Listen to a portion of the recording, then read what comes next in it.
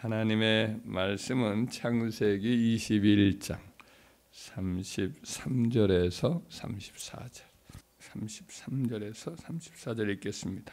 아브라함은 브엘세바에 에셀나무를 심고 거기서 영원하신 여호와의 이름을 불렀으며 그가 블레 사람의 땅에서 여러 날을 지냈더라. 아멘. 아브라함이 나이 100세에 이제 아내 사라로부터 이제 아들 이삭을 낳은 후에 그가 이제 브엘세바에 이렇게 지낼 때였습니다. 그에게 그랄 왕 아비멜렉이 찾아와요. 그리고 평화 조약을 맺자고 제안을 합니다. 아브라함은 일개 개인에 불과한데도 이제 그를 감안해 보니까 아비멜렉 왕이 보니까 신적인 도우심이 있습니다. 범접할 수 없는 도우심과 보호하심이 있어서 그를 단순히 한 개인이 아니라 자기와 조약을 맺어야 할 그와 같은 상대로 이렇게 여겨졌던 것이죠. 그래서 하나님 앞에서 맹세로서 지금 자기와 언약을 맺어서 서로 해치지 않도록 그렇게 침략을 서로 하지 않고 또 어떤 의미에서는 동맹 조약이기도 하지요. 그래서 자기 군대 장관 비굴까지 데려와서 이제 서로 후대할 것을 요청을 하죠. 그래서 아브라함이 그 제안을 이렇게 당당하게 받아들이고 그리고 언약을 맺습니다. 그리고 브엘세바에 있었던 우물도 이제 7마리 양을 내놓고 이것을 하나의 그 증거로 삼아서 자기 것이다. 그래서 이 우물을 자꾸 빼앗아 갔었거든요. 이제 그랄 백성이 그와 같은 것들을 요청해서 이제 아브라함의 소유로 확답을 받아내지요. 그래서 아브라함이 이제 브엘세바라는 곳에서 이제 비로소 좀 마음의 평안을 느낍니다. 그래서 더 이상 막 이렇게 돌아다니고 그러지 않고도 양무리들을 이제 기를 수 있다라는 편안함을 느껴서 거기서 오랫동안 거주를 했다. 블레 사람의 땅에서 오랫동안 거주했다. 이런 이야기를 하고 있어요. 그때 아브라함은 이제 하나님께서 자기에게 베풀어 주신 여러 일들을 생각할 때 참 감사하는 마음이 마음에 솟아났습니다. 그래서 자기의 장막 가까운 곳에다가 기념식수를 했습니다. 그가 심은 나무가 이제 그때 에셀나무였습니다. 그리고 이어서 그가 하나님의 이름을 여호와의 이름을 불렀다. 이런 기록을 하고 있는데 이것은 이제 하나님께 예배를 드렸다 혹은 제단을 쌓았다 이런 의미입니다. 그가 이제 하나님의 이름을 여기서 보면은 영원하신 하나님이다 이렇게 이름을 불렀는데 이 말은 영생하신 하나님, 영원의 하나님 이런 이름이지요. 뜻을 갖고 있습니다. 그러면 하나님이 그러면 왜 아브라함이 그때 에셀나무라는 나무를 심었을까? 그리고 하나님의 이름을 영원하신 하나님이라 불렀을까? 한번 좀 생각을 해보고자 합니다. 먼저 에셀나무는 잎이 매우 무성한 나무예요. 그 밑에 풍성한 그늘이 드리워져 있습니다. 사람들이 그 밑에서 쉼을 누리면서 이제 뜨거운 그 사막 기후의 더위를 식힐 수 있는 그런 너무나 좋은 나무죠. 우리가 잘 알고 있는 이제 엘리야가 그 밑에서 쉬다가 조카오니 내 생명을 취해달라고 하나님께 빌었던 그 로뎀나무라는 나무가 있는데 그것은 좀 자그마해요. 자그마한 관목에 불과합니다. 그 밑에 그늘도 아주 옹색하지요. 그러니까 그런데 그에 비해서 에셀나무는 엄청 커요. 제가 이미지를 검색을 해서 확인을 한번 해봤는데 크기도 아주 9m까지 클 정도로 굉장히 큰 나무고 이파리도 굉장히 초록색에 짙은 그런 나무였습니다. 뿌리가 물이 귀한 사막 지역에 깊이 뿌리를 내려서 수분을 빨아들이고 잎사귀가 무성하게 자라는데 잎사귀에는 이제 염분이 많이 이렇게 낀다고 그래요. 그래서 염분이 끼면서 아침 이슬을 이렇게 머금고 그것이 햇빛에 또 기온에 이렇게 의해서 위로 올라갈 때 보면 낮에 그 수분이 증발되면서 그 나무 아래가 굉장히 시원하게 이렇게 된답니다. 그리고 나무가 오래 살아요. 한 1000년을 살아요. 장수목이라고 그렇게 불려진다고 합니다. 그래서 이스라엘 사람들은 사막이 가까운 그 지역에 에셀나무를 심어놓고 사람들이 그 밑에 모여서 이제 대화를 나누곤 했다라고 합니다. 그래서 이제 성경에 다른 곳에 에셀나무가 등장을 하는가 봤더니 사울 왕의 그 여러 행적을 기록한 사무엘상에 보면 2번 등장을 합니다. 사무엘상 22장 6절에 보면 사울이 기브와 높은 곳에 손에 단창을 들고 에셀나무에 앉았고 모든 신하들은 그의 곁에 섰더니 사울 왕은 궁궐이 없었습니다. 갑자기 이제 또 세워졌던 왕이기도 했고 그래서 어떤 번듯한 궁궐이 없었어요. 근데 그 어전 회의를 하는 것을 어디서 지금 하고 있느냐면 에셀나무 밑에서 하고 있음을 보게 되지요. 신하들이 다 도열하고 그리고 사울 왕은 손에 단창을 들고 그리고 이제 다윗을 잡아 들여라라는 그런 이제 회의를 하고 있는 것을 보게 됩니다.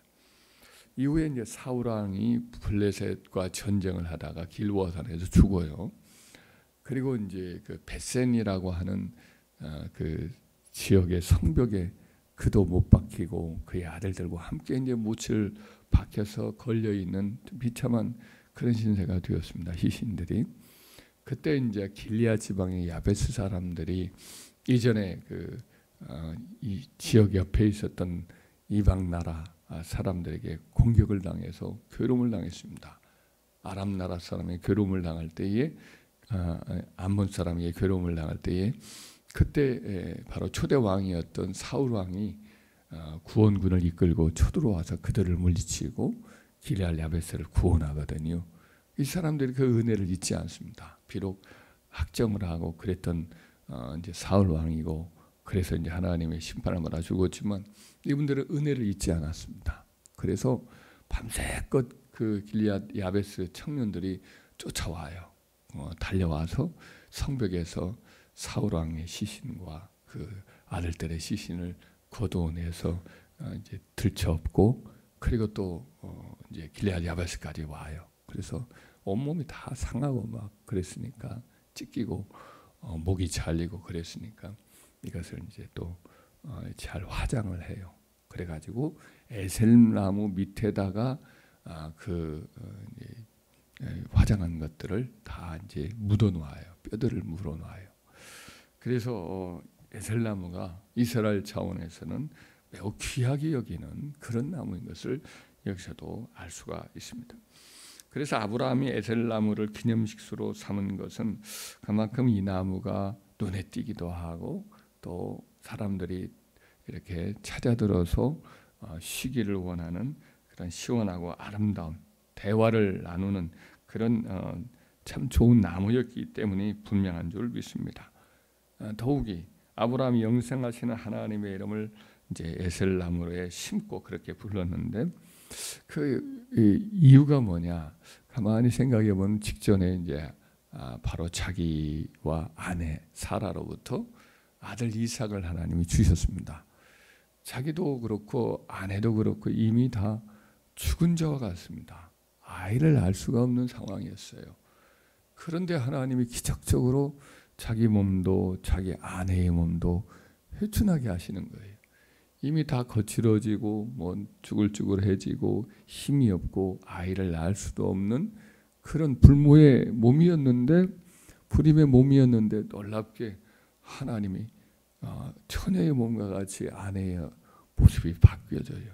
90세 할머니를 누가 예쁘다고 데리고 가겠어요. 근데 그럴랑 아비멜렉의 지역에 자기 아내를 데리고 왔는데 자꾸 왕이 이렇게 아름답다는 소문을 듣고 아내를 데려가는 그런 일이 생겨요. 지금 아이를 임산한 상태예요. 그 참 이해가 안 되는 일인데 그런 일이 가능한 것이 참 기적 아닙니까? 온몸이 아름답게 화사하게 복사꽃이 피듯이 그렇게 변화가 또 된 거죠. 그래서 인간의 모든 모습들은 이렇게 다 나이가 들어가면 연약하고 변화되고 이렇게 죽어가는 것인데, 하나님이 놀랍게 새로운 생명력을 부어주셔서 아이를 잉태하게 한 그 일을 생각할 때에 참 하나님은 생명의 하나님이다, 영생의 하나님이다. 그 외에도 또 자기를 이렇게 아비멜렉의 손에서 건져내 주셔서 살려주시고 지켜주시고, 자기가 일개 한 개인인데 놀랍게 아비멜렉이 와가지고 먼저 찾아와가지고 조약을 맺자고 이렇게 사정을 하고 당당하게 자기를 만들어주고, 이런 모습을 보면서 자기를 지켜주고 보호해주시고 자기 가문을 이렇게 세워주고 모든 걸 생각할 때 너무 감사한 거예요. 그래서 다시 한번 하나님의 이름은 영생하신 하나님, 생명의 하나님, 자기를 도와주시는 하나님, 보호해 주시는 하나님, 이것을 다시 한번 느끼면서 하나님께 감사를 드리는 거죠. 계속 나그네처럼 텃세를 당하고 쫓겨다니는 신세였는데, 이제는 아비멜렉 왕까지도 와가지고 보호 조약을 맺자고, 서로 이렇게 우호 조약을 맺자고 할 정도로 자기 위상을 높여주니까 누가 건들겠어요, 그죠? 그러니까 이제는 좀 편안하게 떠돌아다니지 않고 안전함을 느끼는 그런 상황이 된 거죠. 그래서 비로소 이제 장막 곁에다가 그런 에셀나무를 하나 심고 좀 오랫동안 이제 종들이 왔다 갔다 하면서 목초지에 가서 양들을 기르겠지만, 이제 장막을 좀 놓고 아기 이삭도 기르는 것, 자라는 것도 좀 보고 고생을 좀 안 해도 덜 시키면서 그렇게 지내고자 한 거죠. 그리고 또 에셀나무는 아까도 말했지만 그늘이 마르니까 사람들이 지나가다 거기로 보고 와요. 그리고 그 밑에서 좀 시원하게 쉬는 거죠. 한 온도 차이가 바깥의 온도하고 한 10도 차이가 날 정도가 된다고 그래. 그 그늘 아래가. 그 아래에서 쉬어서 이렇게 가게 되면 그 나그네들을 보면 아브라함은 또 대접하기를 좋아하니까 쫓아나가서 대접을 하고 쉬었다 가도록 하고, 그러는 가운데 이제 영생하시는 하나님을 자랑을 하는 거죠. 나의 가문에 이러이런 일을 우리 하나님이 하셨다. 하나님을 자랑을 하는 거죠. 간증을 하는 거죠. 그 사람들이 그런 일이 있느냐고, 세상에 참 당신의 하나님 여호와는 참 위대하신 참 하나님이다. 이렇게 하나님을 함께 찬양을 했을 것입니다.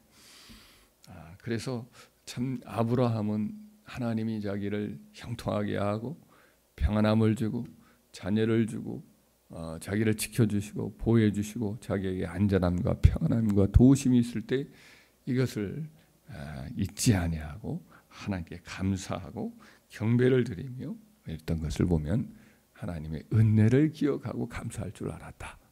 이것을 우리가 알 수가 있습니다. 우리도 역시 이 땅에 사는 동안 받은 은혜를 헤아리기보다는 자꾸만 이제 우리는 성향이 자꾸만 뭔가 상처 입었고 실패했고 아쉬웠고 이런 일들을 자꾸 기억을 하고 그 승부를 자꾸 되새기려고 하는 그런 경향이 있어요. 우리 사람의 타락의 본성 속에. 그러나 우리 가만히 우리 속에 하나님이 도우심과 복 주심과 은혜 주심과 지금 누리고 있는 은총들을 더 많은 것들을 받아 누리고 있는 것이 사실입니다. 그래서 이런 것들을 더 기억하고 감사하고 또 하나님께 또 영광을 돌리고 이걸 간증하는 삶을 우리가 아브라함처럼 이렇게 살아야 되지 않는가. 에셀나무를 심고 영생하시는 하나님의 이름을 불렀던 아브라함처럼 우리도 하나님의 은혜를 기억하고 잊지 않고 감사하고 또 이를 간증하고 그런 저와 여러분들 되기를 주의 이름으로 축원합니다.